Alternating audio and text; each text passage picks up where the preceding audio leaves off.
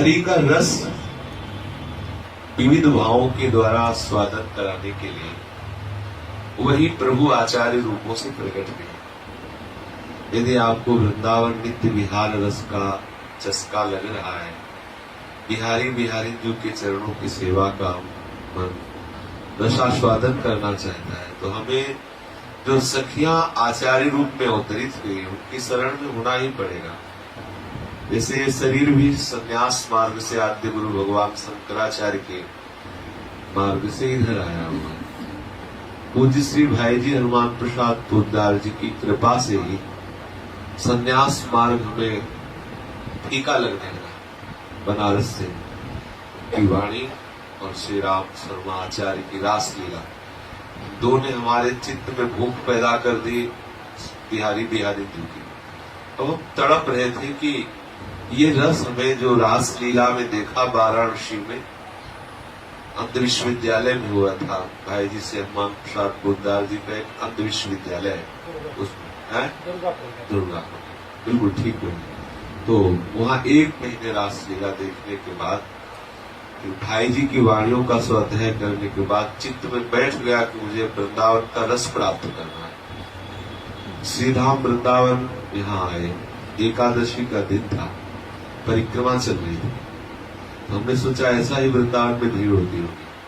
हमें लगा कि अगर 2-3 दिन कहीं हमें वास मिल जाए तो ठाकुर जी के दर्शन करें। बिल्कुल अनभिज्ञ प्रथम बार यहाँ। तो वो संत पधार चुके घीसा में रहते थे। हमने उनको प्रणाम किया और कहा हम बनारस से आए हुए, वृंदावन 2-3 दिन रहने को मिल जाए, कहीं ऐसा जो हम कि ठाकुर जी के दर्शन कर सके, कहाँ क्या दर्शन किया जाता है ये हमें पता चले।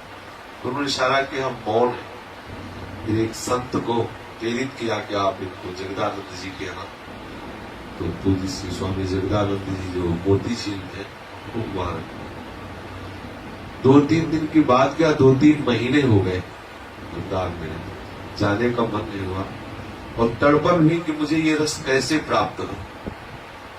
तो रोज हम 3 नाम हमें याद थे, स्वामी हरिदास जी की जय, श्री हरिवंश महाप्रभु की जय, हरिराम व्यास जी की जय।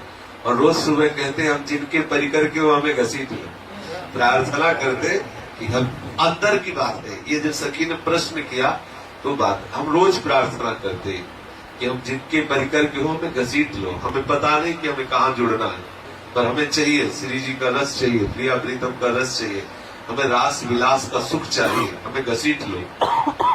बिहारी जी के दर्शन करने नित्य जाते थे, वृंदावन की परिक्रमा करते तो उधर पानी घाट की तरफ तुलसी का एक बगीचा था।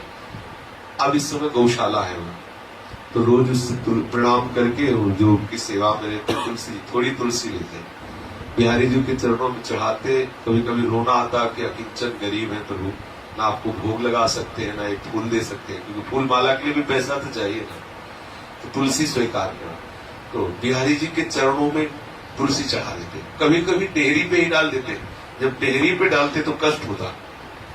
देखो कितने प्रभु अंदर की बात जान रहे हैं। जब हमें कष्ट हुआ तो पीछे एक संत खड़े थे, बोले देखा मत करो।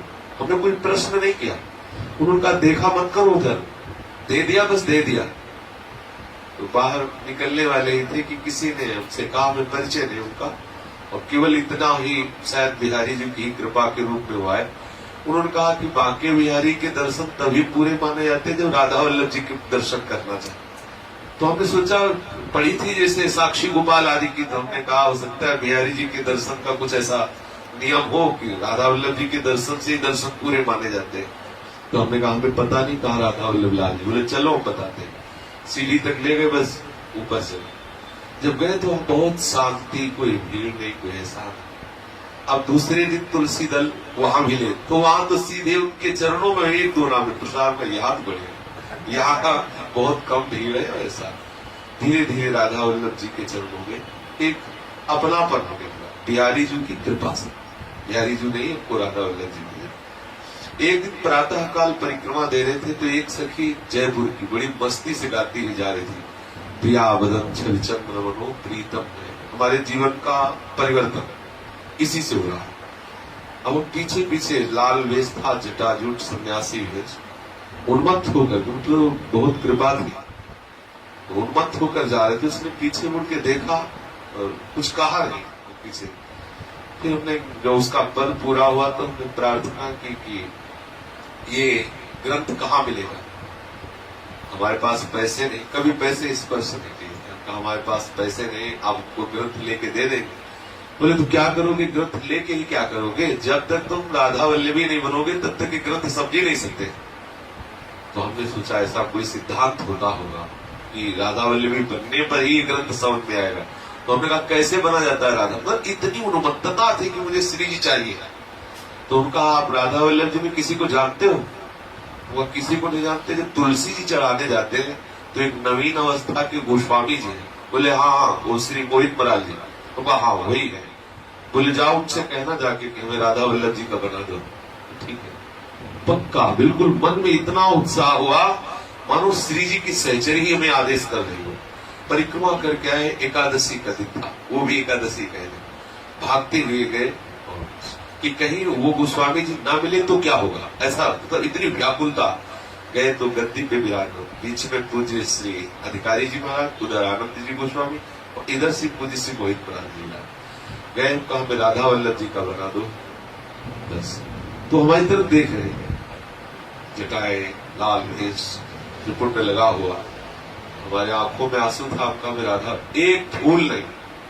जो लोग समझते हैं कि गोस्वामी कर धन की चाह करते हैं, नहीं, आपके है इसलिए आप धन का महत्व रखते हैं। हमने अपने जीवन में देखा है, हमको हमारी दृष्टि से तो दिखा है, इस अधम के पास एक फूल भी नहीं था कि उनके चरणों में चढ़े, बिल्कुल ऐसे।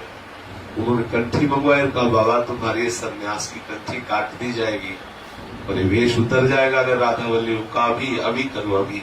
ऐसे हमें ये पता नहीं था कि संप्रदाय में सत्य भी होते हैं, बिल्कुल नहीं पता इस संप्रदाय का क्या स्वरूप, बिल्कुल मतलब जैसे श्री जी की सहचरी ने आदेश किया, उसने बस मुझे राधा वल्लभ जी का होगा। अब राधा वल्लभ जी का हो गया, गोस्वामी जी ने कंठी बनाई, शरणागत मंत्र दिया और वहां जाओ सामने बैठो राधा वल्लभ जी के और वहां मंत्र जप करो। इतने में अंदर से गोस्वामी जी ने जो सेवा में थी उन्होंने एक माला भेजी, प्रसाद दिया, दूसरे गोस्वामी सिर पर धारण किया। अब चूंकि जो आचार्य गद्दी पर विराजमान, इतना समय नहीं है और विरक्त भेस रहा बच्चापन से, तो हमारे समझाने के लिए चाहिए, क्योंकि हमारी समझ में और व्यवहार की समझ में अंतर होगा।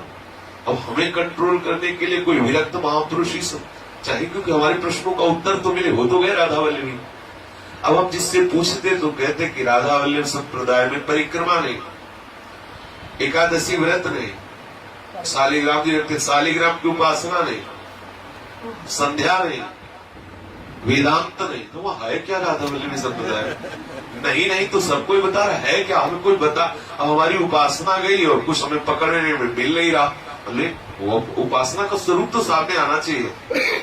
तो 3-4 दिन ही व्यतीत हुए थे कि हरिवंश महाप्रभु का जो मंदिर है पुराना, जिसमें महाप्रभु विराजमान, गए और रोना आया, संन्यास का सब बंद हुआ। अब इस मार्ग का क्या स्वरूप मुझे कैसे पता चले, कोई रास्ता दे। अब ये बाहरी जो मिलते ना, जिनको सिद्धांत का पूर्ण पता नहीं, वो जब बात करते तो हमें जलन होती है, हटो बेकार की बात करो, हमें चाहिए सिद्धांत। अब वाणियों का ज्ञान नहीं कि किस वाणी का स्वाध्याय करें, तो सिद्धांत कोई परिचय नहीं, बिल्कुल कोई परिचय नहीं। खड़े रो रहे थे तो पूज्य श्री मोहित महाराज जी, जिन्होंने हमें शरणागत मंत्र दिया, वही सामने आए और अपने आप का बाबा हमारे संप्रदाय में इस समय रस सिद्ध संत है, उनके श्री मुख्य वचन हमारे पूज्य श्री गुरुदेव भगवान जो विरक्त वेश और निज मंत्र की दीक्षा दी, उनका नाम लिया और कहा आप कभी उनसे मिले हो? तो कहा नहीं जय मिले, तो जरूर मिलो। ये देखो अव्यक्त की मांग को कैसे गोस्वामी जी ने कहा आप जरूर उनसे मिलिए।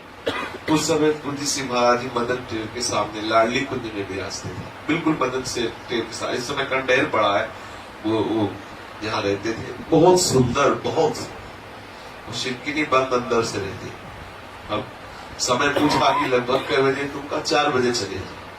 4 बजे गए, दरवाजा कई बार दरवाजा खटखटाया, तब पूज्य श्री महाराज जी आंसू चल रहे थे, नाक ऐसे बह रही थी, लाल चेहरा एकदम।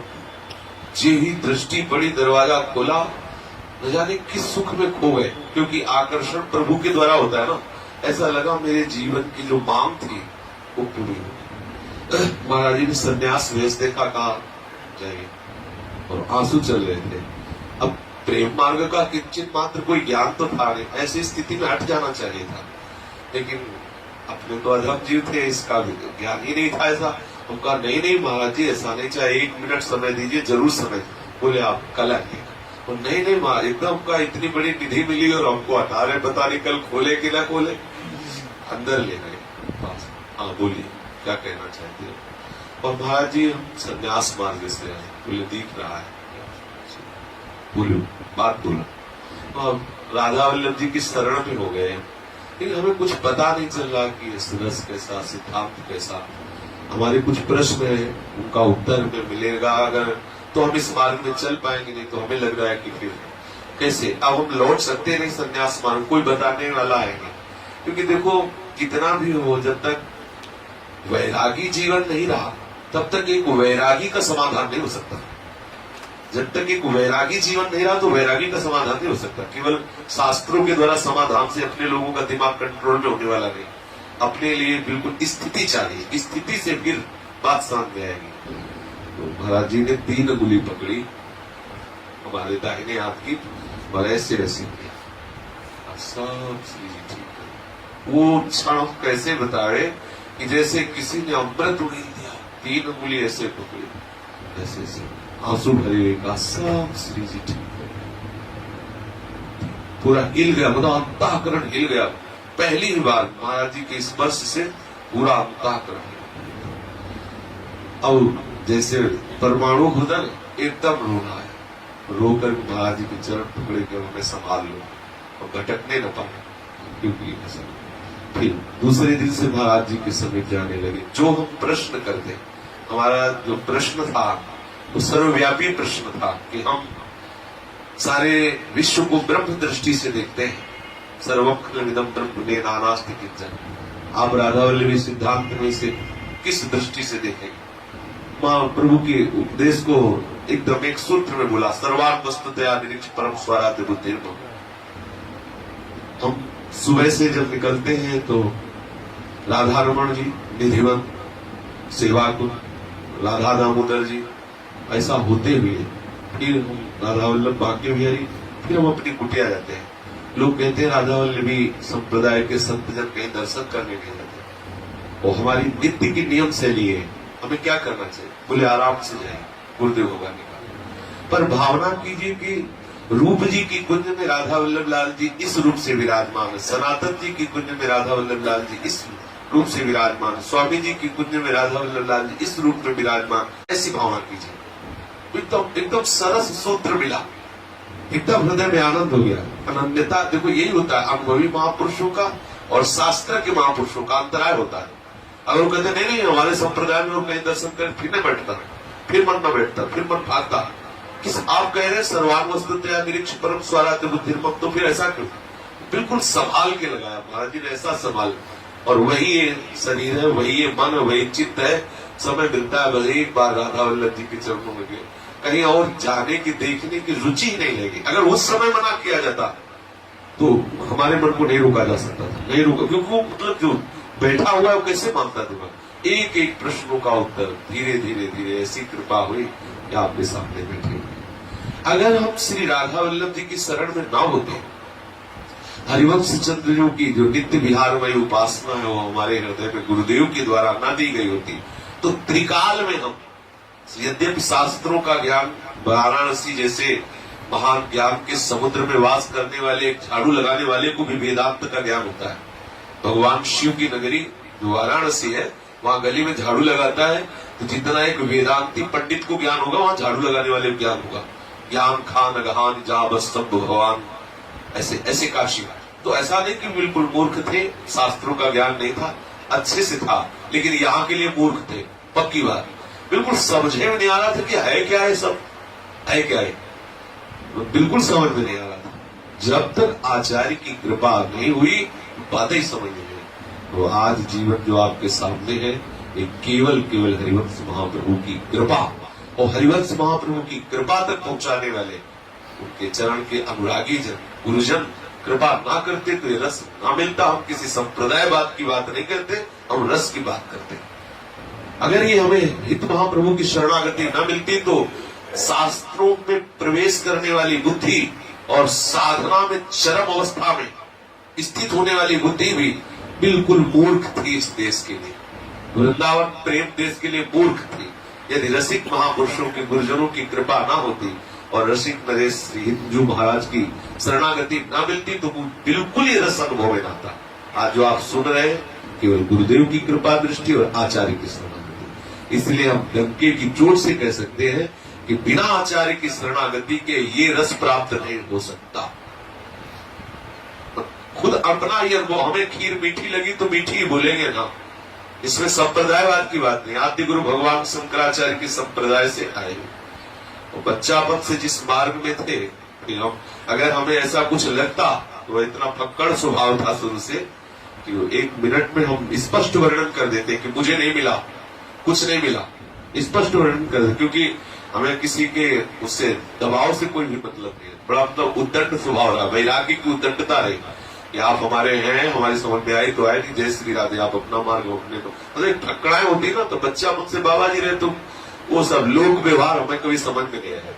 शास्त्र के विरुद्ध आचरण, विरुद्ध बात तो आप चाहे 1000 मास के ऊपर बैठे हो सिंहासन में, हम नहीं माने। ऐसा स्वभाव रहा है, वही स्वभाव में आके यहाँ खड़ा किया गुरुजनों की कृपा से।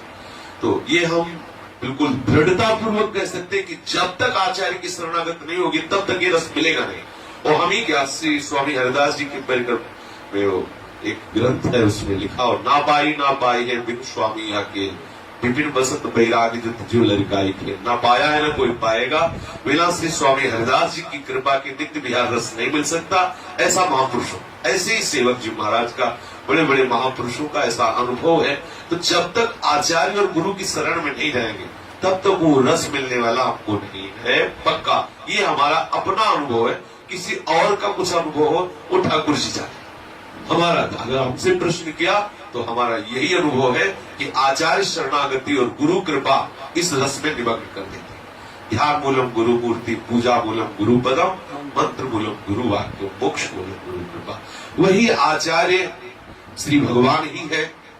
अपने भावों का, विविध रसों का पोषण करने के लिए विविध आचार्यों के रूप में प्रकट है, अलग अलग आचार्यों के रूप। यदि हमें ये रस पसंद आ गया, चित्त में खिंचाव हो रहा श्यामा श्याम के प्रति, तो जो आचार्य रूप में श्री हरि श्यामा श्याम के रस का वर्णन करने के लिए प्रकट हुए, हमें उन्हीं अपने प्राण प्यारे आचार्य की शरण में रहकर हमें वो रस प्राप्त होगा, अन्यथा नहीं। तो प्रभु क्यों विविध आचार्यों के रूप में अवतरित होते, एक ही रूप में अवतरित होकर उपदेश कर देते, लेकिन विविध भावों का पोषण करने के लिए विविध आचार्यों के रूप में प्रकट होकर के विविध रसोपासना की स्थापना की। वही सच्चिदानंद में प्रभु ही भगवान शंकराचार्य है, भगवान वल्लभाचार्य है, भगवान निम्बारकाचार्य है, रामानुजाचार्य है, रामानंदाचार्य है, वही श्री स्वामी हरिदास जी, वही श्री हरिवंश महाप्रभु के, वही सच्चिदानंद में तत्व उसी रस को प्रकाशित करने के लिए प्रकट।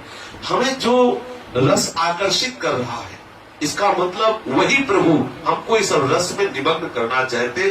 वो मेरी मांग नहीं, वो प्रभु के द्वारा दी हुई इच्छा है। तो प्रभु उसी रूप में अवतरित होकर जो उपासना पद्धति की, हमें वही शरण ले लेनी चाहिए। ऐसा हमारा स्वयं का अनुभव है। आगे जिसको जैसा अनुभव ठाकुर जी जाने, हमें ऐसा अनुभव हुआ क्योंकि इसी पद्धति से हमें रस का अनुभव हुआ। इसी परंपरा से, इसी गुरु परंपरा से, आचार्य परंपरा से हमें नित्य विहार रस का अनुभव हुआ।